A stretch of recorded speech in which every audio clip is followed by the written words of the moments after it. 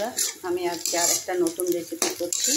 পুঁই শাকের চচ্চড়ি, ইলিশ মাছের মাথা দিয়ে। দেখুন, প্রথমে সর্ষের তেলের মধ্যে জিরে আর কালো জিরে ফোড়ন দিয়েছি, তার মধ্যে কাঁচা লঙ্কা দিয়েছি কটা, তার মধ্যে পেঁয়াজ দিয়েছি কুচিয়ে। এটাকে ভাজা হয়ে গেছে। এর মধ্যে এখন আমি সবজিগুলো দেব। সবজিগুলো দেখুন কেটে ধুয়ে নিয়েছি।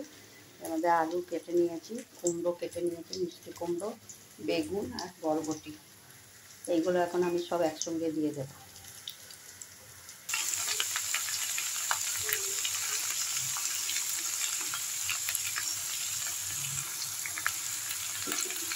সবজিগুলো সব দিয়ে দিচ্ছি। এর মধ্যে 1 চামচ হলুদ, 1 চামচ চিনি আর পরিমাণ মতো নুন দিয়ে দিয়েছি। এর মধ্যে এখন আমি পুঁই শাকগুলো দিয়ে দেবো। পুঁই শাকগুলোকে দেখুন একটু সেদ্ধ করে নিয়েছি, একটু নুন আর একটু মিষ্টি দিয়ে একটা সিটি করে নিয়েছি প্রেসার কুকারে।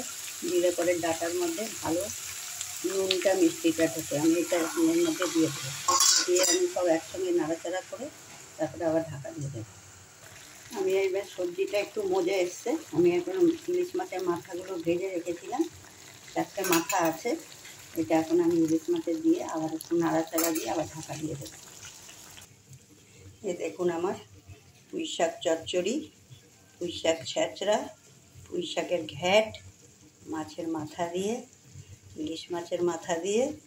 এরকম করে একবার বানিয়ে খাবেন, দেখবেন খুব টেস্ট হয়। কিন্তু আমি যেইভাবে বানালাম ওইভাবেই বানিয়ে দেখবেন।